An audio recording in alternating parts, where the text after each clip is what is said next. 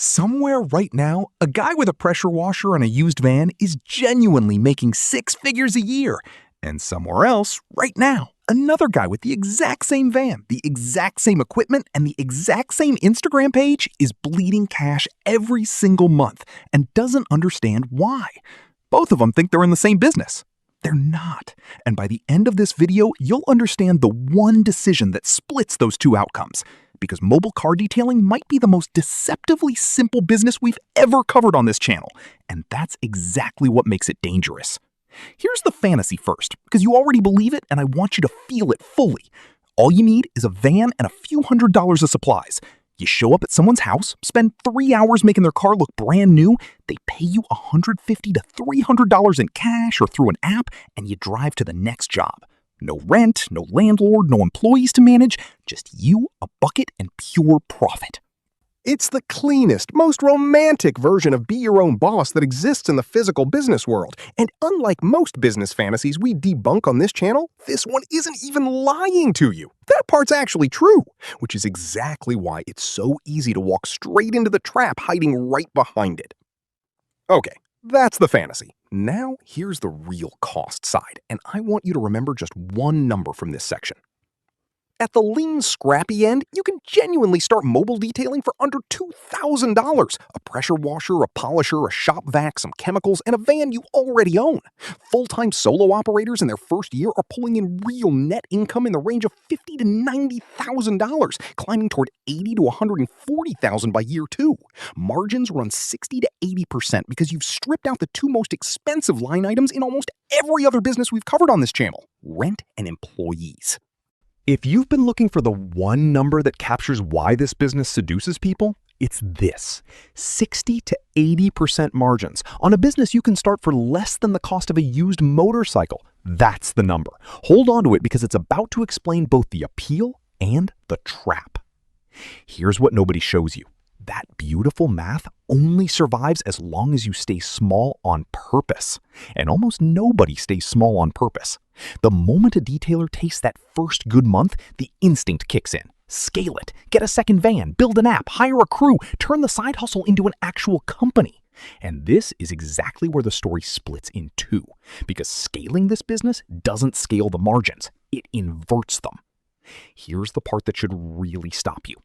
Founders who go the real company route, fleet of vans, custom booking app, branded uniforms, a proper facility to fall back on, are looking at opening budgets north of $140,000. And the payback period on that investment isn't measured in months. Real financial models for scaled mobile detailing operations show negative EBITDA through the entire first year, break even arriving around month 15, and full payback on the original investment stretching out to 29 months. 29 months of your own money sitting in vans, software, and insurance before you've actually made $1 of profit on the investment itself, while the guy who never scaled past one van was already cash flow positive in his first 90 days. This is the single most dangerous idea in mobile detailing, and once you see it, you can't unsee it. The fantasy that made this business attractive, low overhead, high margin, be your own boss, is only true at the smallest possible scale. The instant you try to turn it into an actual company, you inherit all the same brutal capital requirements as any other physical business. Except now you're competing on price against 1,000 other guys with a van and a pressure washer who never had to pay any of it back. And that competition problem is real, and it's growing fast. The mobile and on-demand detailing segment is expanding at over 19% a year, nearly 4 times faster than the traditional detailing industry as a whole. That sounds like great news until you realize what it actually means. Everyone watching the same TikTok videos you are, seeing the same start a detailing business with $500 content, is entering the exact same market at the exact same time. More vans, more price competition, more people willing to detail a car for $80 just to get their first 5 Google reviews. The convenience-focused, low-barrier version of this business is exploding precisely because the barrier really is that low for everyone, all at once, including whoever's about to become your competition 3 blocks away. So who actually wins long-term in a business this easy to enter? It comes down to the same 3 moves that separate survivors from casualties in almost every industry we've broken down on this channel. And this time, I want you to actually remember them. So here they are as a clean list. 1. Stay intentionally small before you ever consider scaling. Prove the margins on one van before you touch a loan for a second one.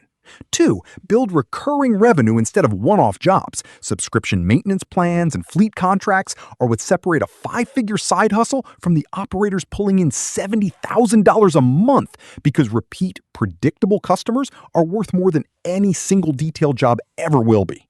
3. If you do scale into a niche the flood of new competitors can't easily copy. Ceramic coating, paint correction, and fleet contracts require real skill and real equipment, which means they're far harder for someone with a $500 starter kit to undercut you on.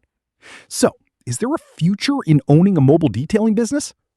There genuinely is, and it might be one of the most honest yes answers we've given on this channel.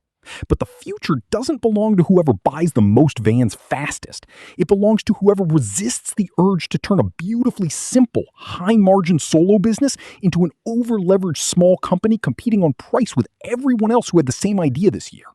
So, are you the kind of person who'd keep this business exactly as simple as it wants to be?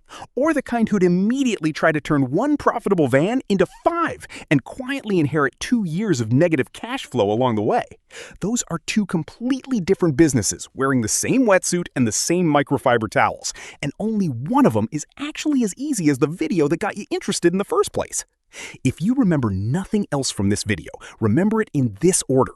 Stay small first, build repeat customers before you build a fleet, and only scale into work a $500 starter kit genuinely can't compete with. Everything else, the app, the branding, the second van, is a decision to make later, not on day one. So, would you rather run one van at 80% margin, keeping every dollar for yourself, or 5 vans at half the margin, spending your next 2 years paying off the vans themselves? Tell me which one you'd actually choose and why in the comments. I read every one of them.